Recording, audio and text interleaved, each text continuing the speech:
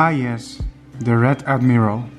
The red admiral is found in the temperate regions of North America, North and Central America, Europe, Asia, and island regions of Hawaii, New Zealand and the Caribbean. It is found nearly everywhere if you think about it. This butterfly species seems to have conquered the globe. I bet a lot of people who are watching this video have seen them in real life. This beautiful black and red butterfly is a strong flyer that can migrate long distances. They are fond of certain types of flowers such as buddleia. One thing they go really crazy for is rotting fruit. Falling fruit from trees such as grapes, apples or pears are visited by these butterflies rather frequently, where they can be found imbibing the sugary and juicy secretions.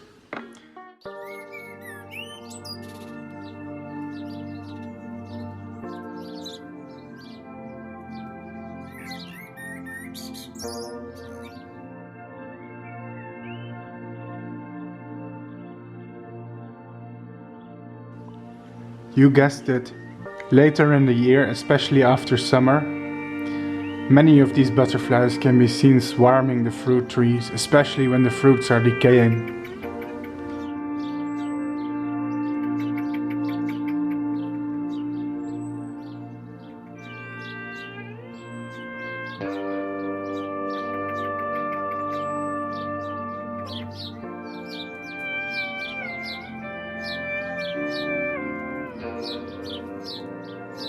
All of this is filmed in my backyard under a grapevine dropping its fruit. None of these images are staged. The butterflies were rather common this season, and having a feast on delicious fermenting grape wine. What actually attracts the butterflies to the fruit are alcohols. When fruit ferments, yeast converts sugar into alcohol, which is much more volatile and easy to detect for a butterfly since it disperses through the air more effectively. Butterflies that are attracted to fruit are often referred to as fructivorous. A fun fact is that some butterflies prefer fruit and other butterflies prefer flowers instead. The red admiral visits both and is even seen on both flowers and fruits. But in the tropics there are even species that are strictly fructivorous. Have you ever seen a blue morpho butterfly on a flower, for example? No? That's because they ignore them completely.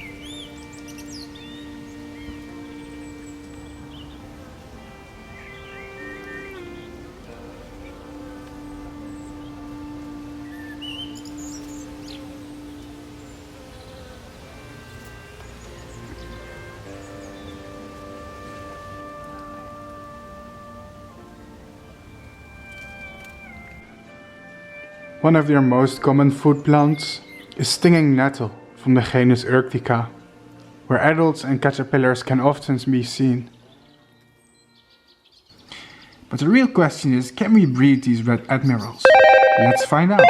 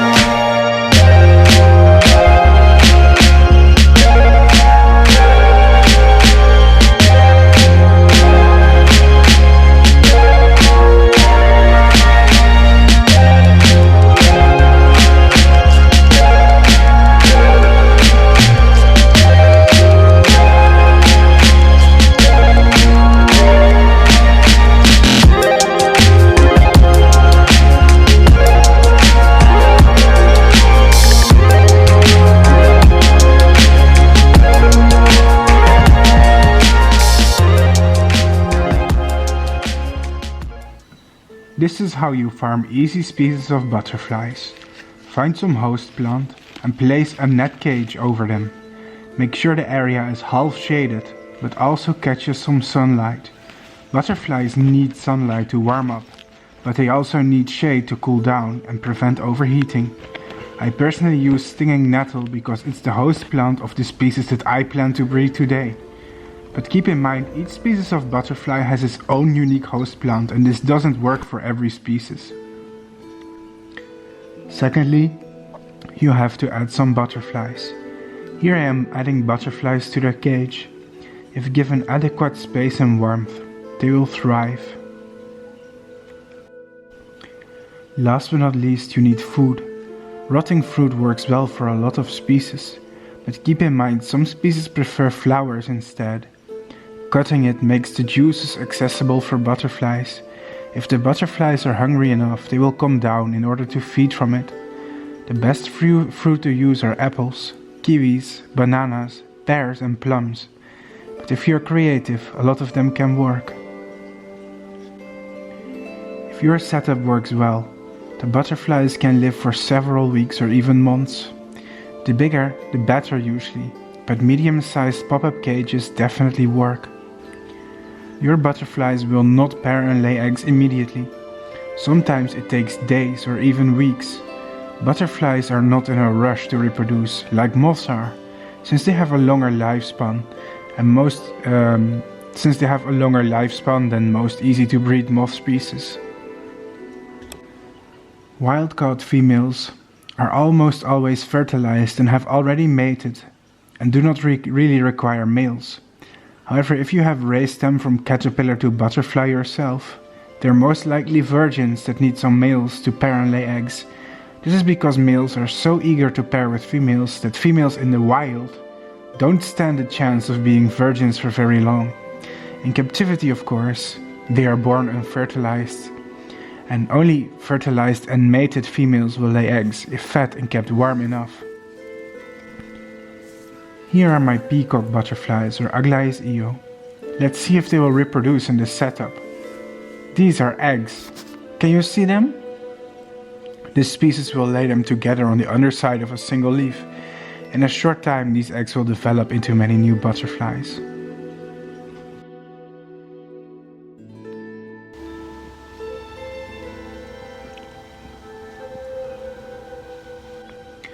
What about Aglaeus urticae or my tortoise shells? Let us have a look here. For this species I built the same setup once again over stinging nettles. When I introduced them, they didn't really seem to do much for the first week. However, after a week in their cage and receiving some good sunlight, the thing I was waiting for appeared. Eggs! Yes, you guessed it right. I'm showing you the basics of raising easy nymphalids on stinging nettle. Not all butterflies lay their eggs in a bunch. Some are laid more individually, like these eggs of a comma butterfly or the Polygonia C. album. Butterfly eggs usually hatch very fast, sometimes within a single week. Here is a baby comma butterfly. Cute, isn't it? Its first instincts are to crawl to the underside of a leaf, where it begins to feed. How fast your butterfly species will grow totally depends on the species, and there are many exceptions, but small nymphalid butterflies can usually go from egg to butterfly in about a month in many cases. The great thing about these setups is that the native species of caterpillars can practically raise themselves, since they are already outdoors and have all the conditions they need, including fresh and living host plant. As you can see over time in the span of a few weeks, the larvae are growing bigger. This part of the video is just a quick demonstration to show you how I rear butterflies before we do the process a little bit more slowly with the red Admiral butterfly. But I thought it would be a good idea to give viewers the general idea of what I'm trying to do as well before we start. In almost no time, the caterpillars were almost fully grown. The colors of these larvae somewhat look like bird poop. Perhaps it changes the minds of birds that want to eat them. Or not, who knows. After growing up for a little while, the caterpillars begin to hang and curl up. A lot of butterfly larvae, when they decide to pupate, will typically curl up like this and hang. What you can expect to find soon is the pupa. Butterfly pupa can also be called a chrysalis, although interestingly this only refers to the butterfly and not moth pupa. How long it takes for these chrysalids to hatch strongly depends on the species of butterfly, but in the case of these small European nymphalids, most of them manage to hatch in 2 weeks' time on room temperature.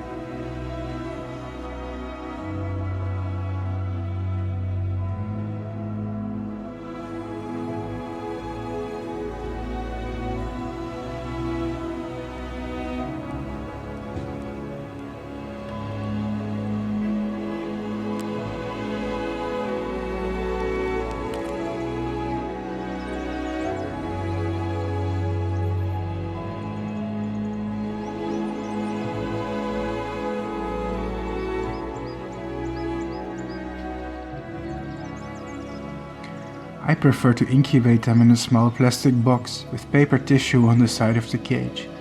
This method does not work for all butterflies, since some of them have pupa that need to hang in order to hatch safely, but these guys can climb up and inflate their wings.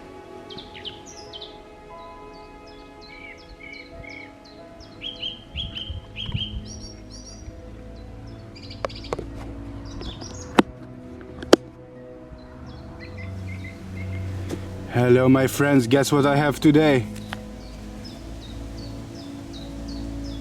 3 new butterflies.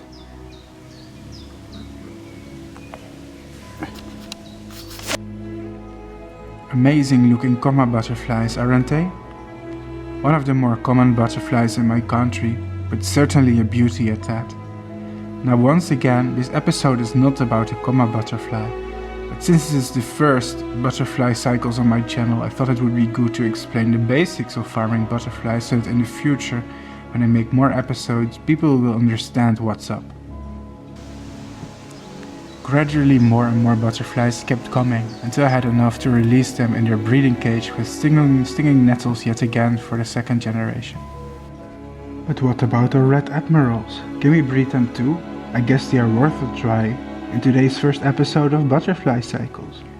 So how do we start breeding these butterflies anyways? Well, I've already shown you the setup that we need to breed these butterflies in the introduction. So all we need to do now is to catch a female and place her in a cage with host plant and sunlight.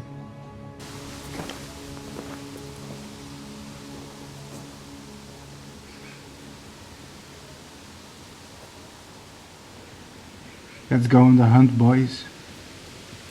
Gotcha. Now let's release her in the cage.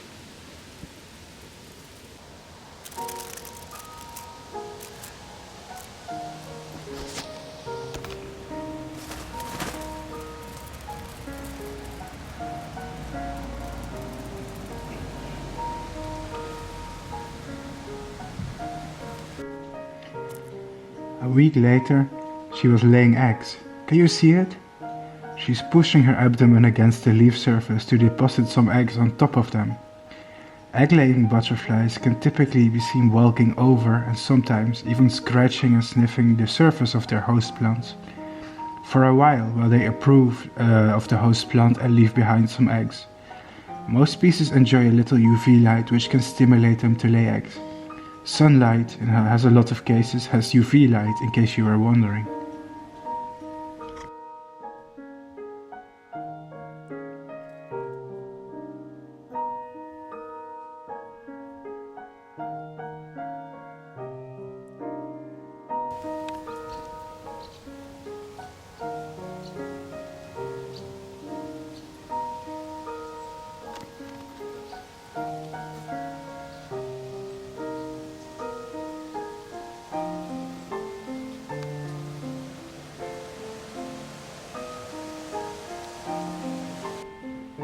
Wow, look at that!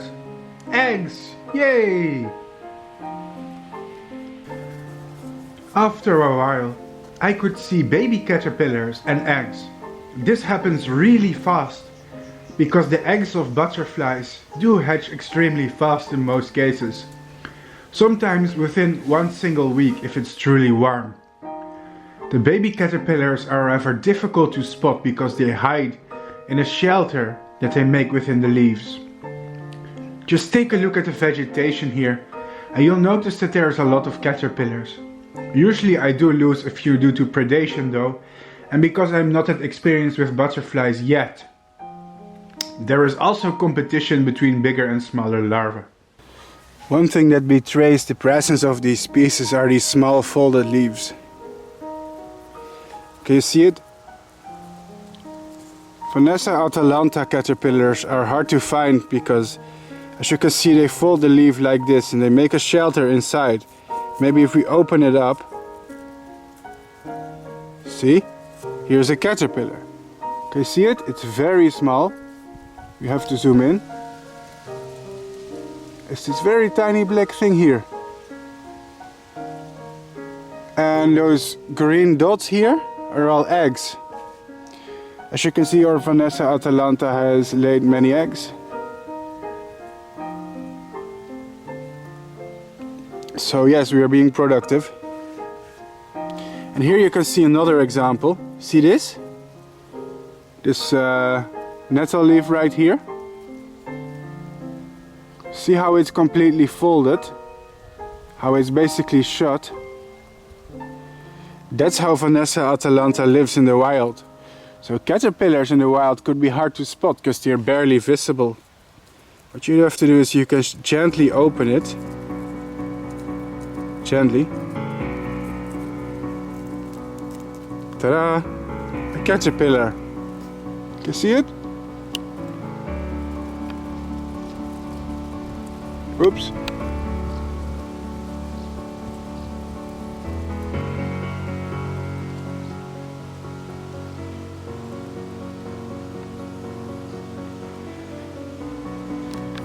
That's how it goes. Here's another shelter, can you see it? Edge of the leaf here is folded. And I'm pretty sure if we open this up, yep, a little caterpillar.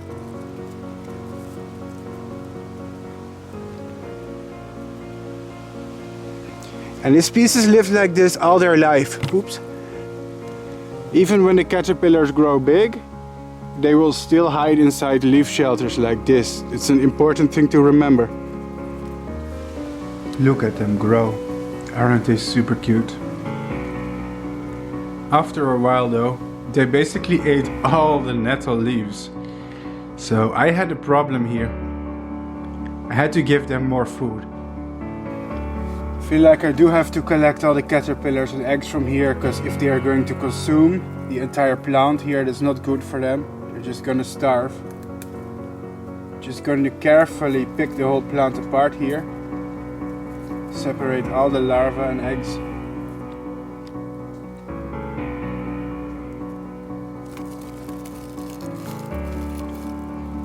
Here are some of the caterpillars that I've gathered so far.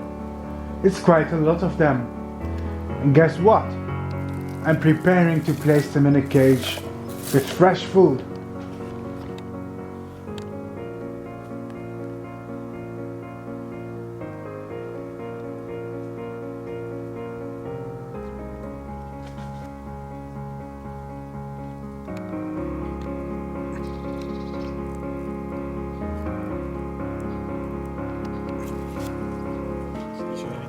Ja, dat vind ik ook een goed idee.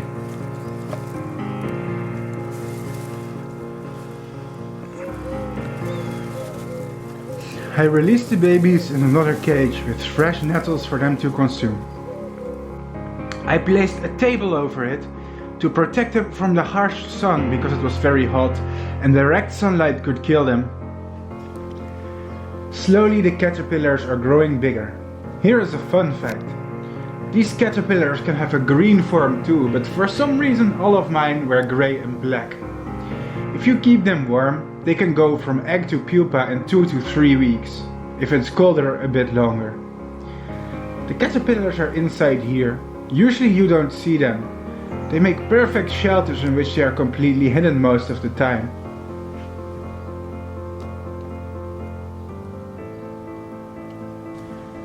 This caterpillar is curling up. Why? Because it is finally ready to pupate soon. And so is this one.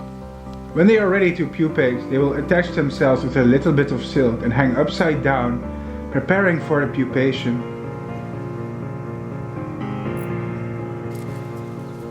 Well, what do I see? Finally I see pupa. See what happens if I lift this up?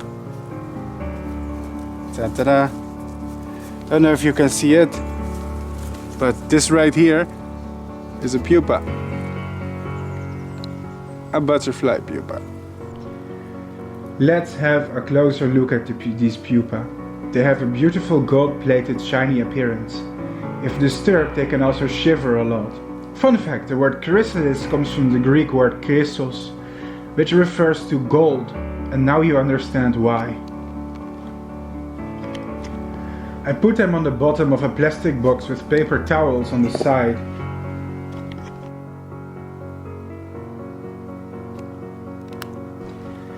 Ignore this moth. He was for another video, but let's incubate these butterfly pupa right here in this small box I made for them. There they are, my beautiful butterfly babies. Ignore the other pupa. I keep many different species in the same pupal chamber right here. Every time I was finding more and more pupa, and now we wait for the big moment. In a matter of 2 weeks the butterfly appears. Oh my god, there it is, our first specimen of Vanessa atalanta. It's hard to believe their sheer beauty. Here's a fun fact. Can you see the proboscis? It's actually split in 2 halves. When the butterfly or moth leaves its pupa, it fuses these 2 halves together. It has a zipper-like mechanism that can zip them up. This explains why the freshly emerged butterflies make such strange movements with their mouth parts. It's basically fusing the 2 halves together into one functional proboscis. A fascinating process we don't see that often on YouTube, so I'm happy I'm here to be here with my channel.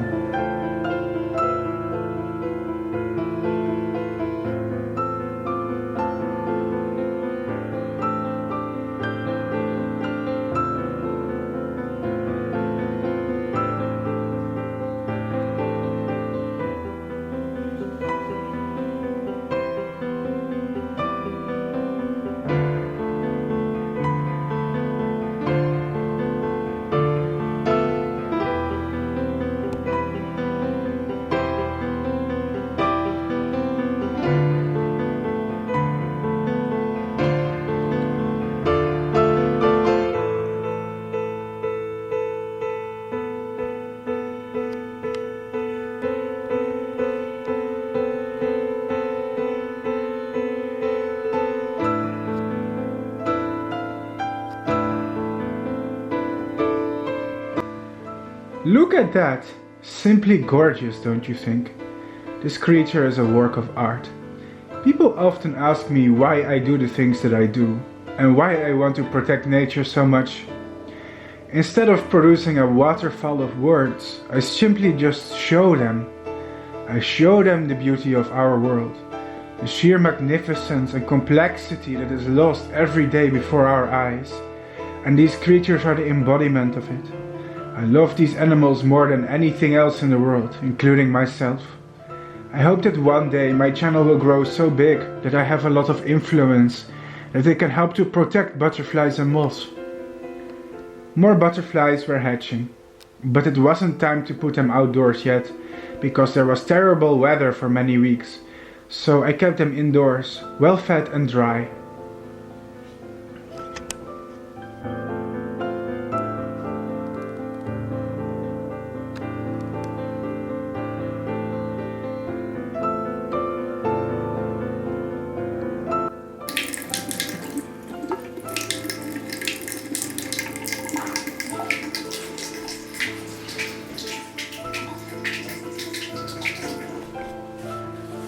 Mix some water and then some sugar on a plate. Or make sure they have something to sit on, like a paper towel or a sponge, so they don't become all wet and sticky. If the butterflies are hungry enough, they will stay with you and recognize the food. It's easy to tell when they are feeding, when the proboscis is extended and their head is making these weird bobbing motions. It's fascinating to see them become excited by the food I am offering them. The sugar strengthens their energy levels. It's pretty relaxing to watch them. Normally I don't feed them indoors, but there were some severe thunderstorms in the Netherlands and I was afraid they were going to have a bad time in my garden, so I protected my babies.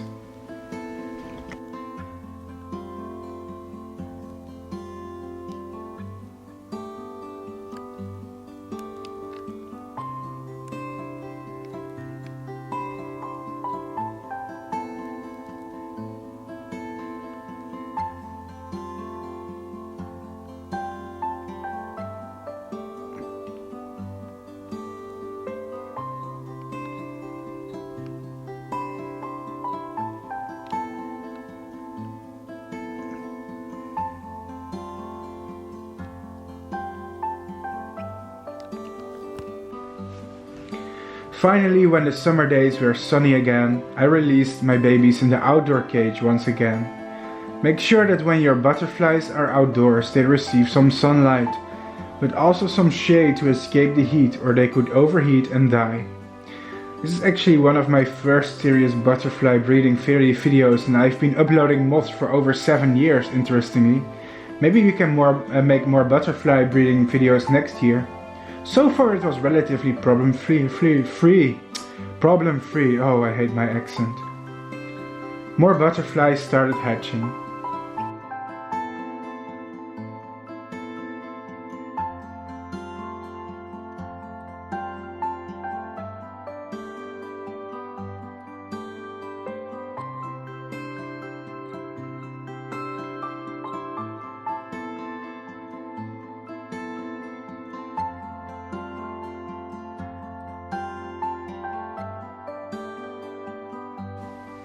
Oops! Turns out one butterfly was deformed. It's not my fault, it happens to a small percentage of specimens unfortunately. I decided to take good care of it and make its life as comfortable as I could, even though the awkward little thing could barely fly.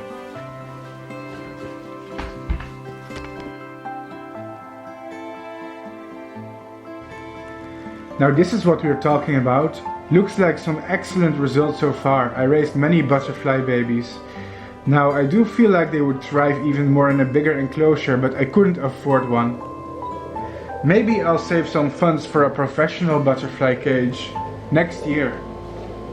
In the medium-sized ones though, they can also manage to breed perfectly well in the right conditions. For dinner I gave them some fruits. Notice how I have stabbed these fruits with a knife, because butterflies cannot really pierce the skin of these fruits if you don't. They don't really feed from them usually until they begin to rot and the juice starts leaking out and the volatile alcohol compounds are released during fermentation. The best fruits to use seem to be apple, pear and bananas. They will be attracted to them automatically and don't require any help with feeding, which saves us some time. Have you ever wondered why I rarely breed butterflies on my channel? Well, that's because of several reasons. First of all, because I can't give most species of butterflies what they need, which is a large space they can fly and reproduce in, preferably with some natural or artificial lighting and maybe even some heating for tropical species. It's simply too expensive and I would need a greenhouse or a polytunnel that costs a lot of space and money that I don't have at the moment. Secondly, it's because I like them a little bit less than moths, to be honest. I call myself the sexy moth king as a joke, but also for another reason, because I really like moths. Now don't get me wrong, I'm also highly fascinated with butterflies and their ecology, and I understand that biologically that they are technically the same thing, but in practice they are not. I just put most of my intention to the big moth families, which are my true passion. Thirdly, I am not very experienced. Breeding moths is enjoyable to me because I have done it continuously for over 10 years. And I have raised over 200 species of moths so far. In comparison, I have raised only a handful of butterflies. And they are a different game in captivity with different rules and different behavior. It feels like starting all over again because I'm a newbie. But you know what? Perhaps I can learn it. Not just to score views on YouTube, but also because I would like to increase my knowledge of Lepidoptera in general, so including butterflies. I am open to breeding more species of butterflies, although most of them are too expensive for me to breed right now. Maybe I will invest some of my funds in a professional butterfly enclosure in the future, who knows? Maybe if my channel grows bigger. But there is also good news. Because I am a beginner and a newbie with butterflies, we can learn to breed them together. When I'm breeding moths, I'm usually explaining to people what to do, but now I'm also just experimenting and learning along the way. Tips are very welcome in the comments. The reason I started this channel is also because I want to raise awareness for butterflies and moths, because I care about their survival and the survival of all insects and animals in general, and sadly they get very little attention. However, I want to bring more awareness to butterflies as well, and I have to learn how to breed them so that we can study and observe their life histories together and make people enthusiastic about them. I promise that if this channel becomes really big someday, which I hope will happen, I will use my YouTube influence for good, for science and education, and for conservation. I promise that from the bottom of my heart, lads. After all my effort and work though, it seems we did manage to raise some red admirals for the first episode of Butterfly Cycles. Do you like it? The next step would be to reproduce them and bring another generation to life, however there are some complications.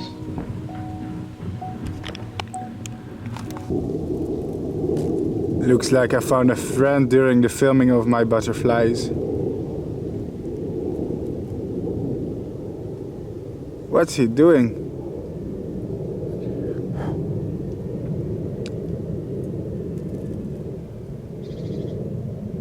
I don't think my hand has anything to offer you, buddy.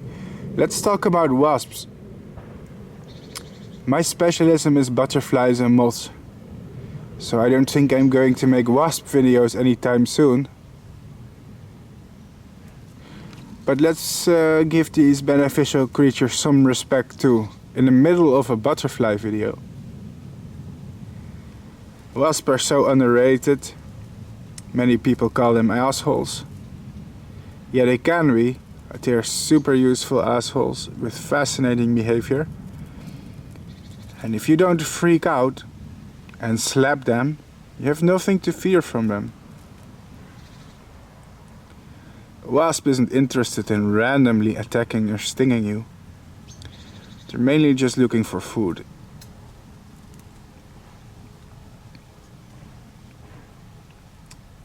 Yeah, you're famous, dude. You're inside a butterfly video now.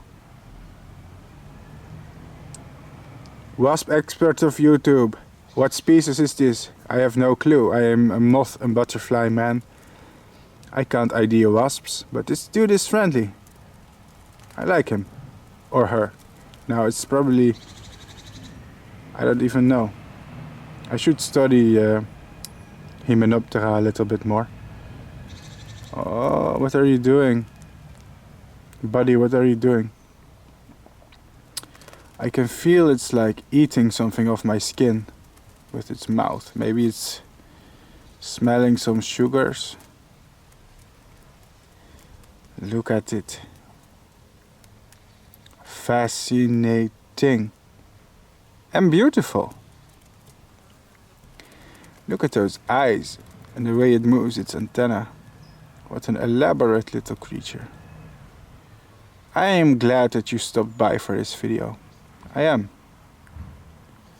Oh, did I scare you there, bro? Come here. Did I scare you there, bro? Yeah.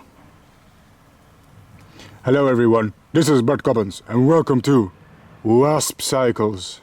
Oh yeah. Yeah, let's continue the video. I don't want to put 20 minutes of raw wasp video inside my beautiful butterfly vlog. Thank you for visiting.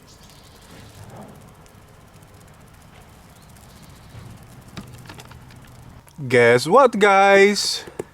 Let me take a sip, I'm thirsty. Ah, some butterfly breeding juice. Guess what, guys? Our last pupa of Vanessa atalanta just hatched, and I'm gonna release it with his friends. But I also have some bad news. This marks the near end of my filming project. You see, there is one problem. These butterflies will not reproduce anymore. Why? Well, the current date is September 11th.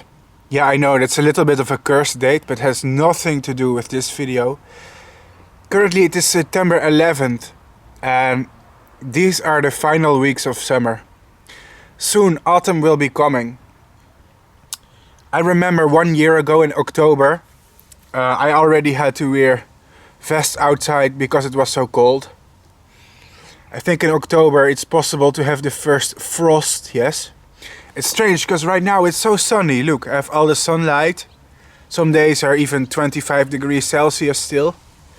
But things will cool down pretty fast here soon, and these butterflies, they know this. Because these insects have survived here for millions of years.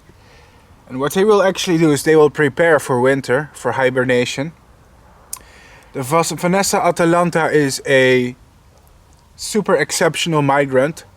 What most of them are going to do is they are going to fly away to warmer countries, usually back to Africa, back to South Europe. And they will spend their time there reproducing. But some other butterflies have a different strategy. They will stay here in the Netherlands. But instead of reproducing, they will fatten themselves up. They will eat a lot from the rotting fruits that are falling from the trees in autumn. They will build up a very large, fat reserve in their body. And then they will crawl to a sheltered space and hibernate. Yes, these butterflies, they migrate away, some of them, to warmer countries. But some of them actually hibernate in the Netherlands. How successful this hibernation is depends on how cold the winter is. Recently we had some mild winters, so the species benefited from this. Very cold winters can still kill them, but this species can actually hibernate in the Netherlands. And that is what my butterflies are going to do. My butterflies are actually preparing for hibernation, and that's why they are not going to lay eggs and pair. I'm pretty sure that if they laid eggs now, it would be dangerous for them, because the caterpillars could not survive if it gets cold here fast. And that's why I'm going to end the episode. I am going to keep my butterflies and I'm going to hibernate them, but I'm not going to film this. You could ask, why are you not going to film this? I would love to see it on YouTube. I'm sorry, friend, but you have to realize that would take me like 6 or 7 months. It's currently September, and the butterflies will probably hibernate and become active again, if I'm being generous, around April. That's a lot of time for one video. And this is my first ButterflyCycles video. The point of this video was to show you how can we wrench from a wild female. We can produce a brood of butterflies in captivity, and I say we succeeded. I say the point of this episode has been successful. It has 100% been met. I got what I wanted. This is the first ButterflyCycles episode. I promise you next year there will be more ButterflyCycles. It's exciting because I'm experienced with breeding moths, but I am not experienced with breeding butterflies. So we will learn how to breed them together, the beginner species. That's cool, isn't it? My experience with butterflies is actually quite limited. I've bred less than 10 species of butterflies, but I've bred over 100 species of moths. That's pretty crazy, don't you think? So for me this was a very unique experience as well. And next year I will start early in spring, if I can, and show you the life cycles of some butterfly species from egg to adult, and also show you how you can reproduce them in captivity for many generations. But right now it's not possible, it's too late in the year. So let's grab this little guy and put him with his friends. That's right, ladies and gentlemen. These butterflies don't breed in autumn and prepare to migrate away or overwinter. So that's the end of our episode. Next year I will think about documenting species for multiple generations if possible. But I think this is a nice conclusion to our first episode. And now to finally explain you something about this species.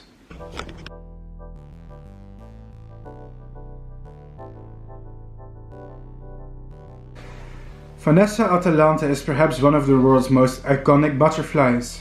Let's talk a bit about her fascinating biology. Vanessa atalanta has a rather wide distribution, as you can see.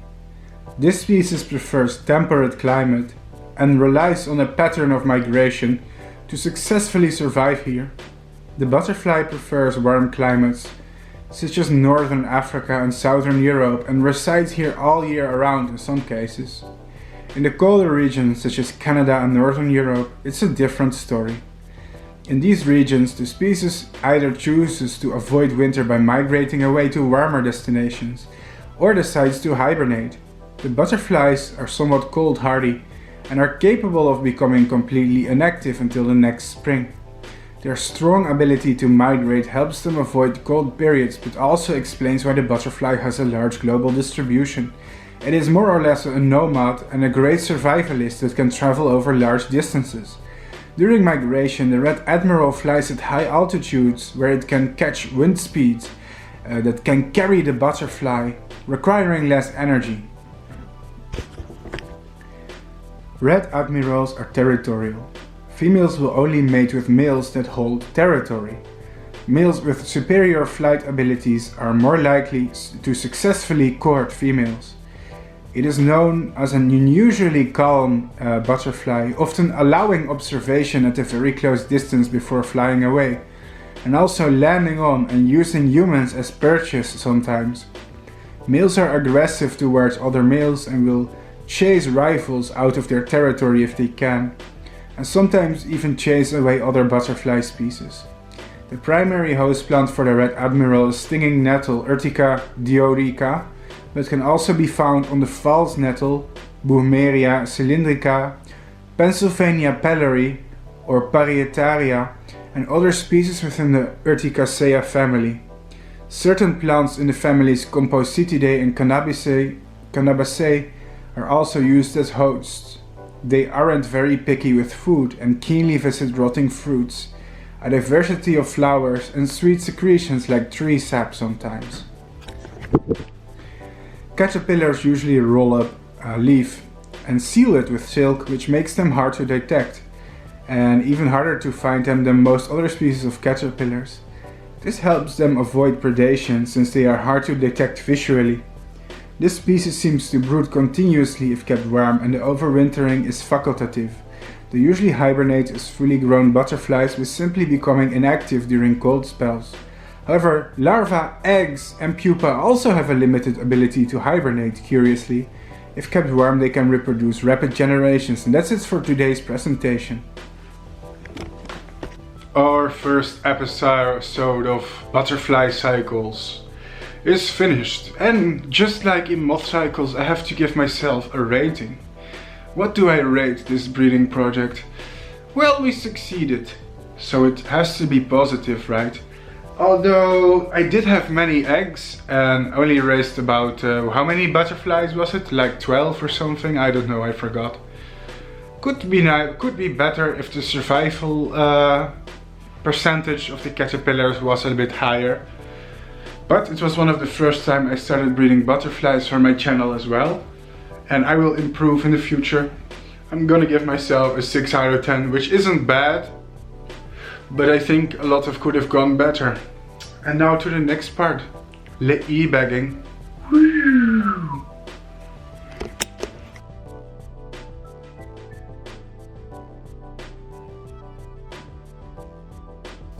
Receiving mail. Boring, old-fashioned. Every time I seem to get mail, it's either bills that I have to pay or something annoying and obnoxious. Don't you think that's a bit of a problem? Well, I'm here to fix it. I'm selling postcards and more stuff soon on Etsy, and in this video, that's right, I'm trying to promote it a little bit. And these cards are homemade, alright? They don't come from a Chinese factory like other YouTubers do sometimes. No, I designed them myself. And the animals that you see in the pictures are actually the same animals that you see on YouTube that I have raised myself in captivity. I used my own personal photos and designed postcards with them. In the future, pictures of more species will be available, but this is a first test and I have a lot of cards to sell first. When these sell out, I guess I will offer different pictures of different species in the future, so it's definitely worth it to check back once in a while. In the future I also hope to expand this with other stuff, like perhaps calendars and maybe other merchandise, who knows. I'm a 100% demonetized YouTuber and stuff like this, it just helps. Oh, by the way, if you are a patron of mine, send me a message if you order, so I can give you some discount. That is it. Notify me on Patreon if you are interested, or visit the webshop on etsy.com. That's right, ladies and gentlemen. Send your family something better, or your friends, or whatever. If you have any friends to send mail to, I hope you do. Bye bye. Awesome. We successfully farmed some butterflies. Did you enjoy it? I hope you did, because I worked on this video really hard. I will end the video with my usual message. The one that you are so familiar with if you are a long-term subscriber of this channel. My YouTube channel is demonetized. Completely and entirely demonetized by YouTube. That means that when people click on my videos, I don't make a single dollar. You see, regular YouTubers have ad revenue that generates money when people click on their videos, and that helps them make more videos. But for me, my channel is unsupported by YouTube, so I make zero from videos like these. That's not necessarily a problem, because butterflies and moths are my biggest passion. I really love talking about them. I really enjoy sharing them online with other people. But it does make it hard for me to put so much time and energy in my YouTube channel, which I do. Breeding butterflies and moths is a pretty expensive and labor-intensive hobby. If you look at my channel, you'll see I keep many exotic and native species. Currently, this YouTube channel costs me about $600 a month to run in expenses. That's like buying cages, buying eggs, etc. And of course the time to film. The good news is I have crowdfunding. And right now I get about $400 a month in crowdfunding and donations from my fans. So, and if you are good at math, you will have calculated this has reduced the cost of my channel from $600 to $200 per month. Because I invest $600 a month in the channel, I get $400 back. But I am trying to make a little bit, I guess you can call it advertisement for the crowdfunding. That's because it's important for my channel. So if you enjoy my videos and my channel, please consider becoming my supporter on the crowdfunding platform Patreon, or donating to my channel in various other ways, such as PayPal or LiberaPay. It sucks I have to do this and I have to beg on the internet for cash. Don't worry, this is fake money, okay? I'm not that rich. I wish. But it sucks that I have to beg each time at the end of my videos. It's a little bit humiliating in my opinion. But it's also necessary for the continuation of my channel and my content. It's very hard to have so many subscribers. Right now it's about 20,000. That's a lot of subscribers. And a big show, well, it requires a big budget, doesn't it? And I'm glad to have your support. I'm really thankful for everybody who donated this year. It's because of you that we can have videos like these. And I will continue making them. And if you are a viewer of my channel, consider donating or getting a subscription on Patreon. It helps. Every contribution helps. Of course, it's not mandatory. I appreciate everybody who watches my videos, even those who cannot afford to contribute. So that's important to say as well. Now, this was the first episode of ButterflyCycles. Usually, I rarely film butterflies. If you look at my channel, most of my content is about moths, not butterflies. Truth is, I do like butterflies. Butterflies, they fascinate me a lot. And if I really want to, I can breed butterflies as well. It's just that moths are my favorite. And I know some people are going to comment, well, technically butterflies and moths are the same. I know the taxonomy of butterflies and moths, and I know that biologically speaking, they're actually not that different. Just like frogs and toads, which are also basically the same thing. Okay, but I'm still making the distinction because even if butterflies and moths are not that different for biologists, they are for most other normal people. And I'm not going to change this into a taxonomical discussion. It's also just that I really like the saturnids, the emperor moths, which are the species you will see on my channel the most frequently. Butterflies are a bit more rare. Thank you for watching. Consider becoming my patron so I can make more videos like these, and I hope to see you the next time I upload a video, of course. Bye bye!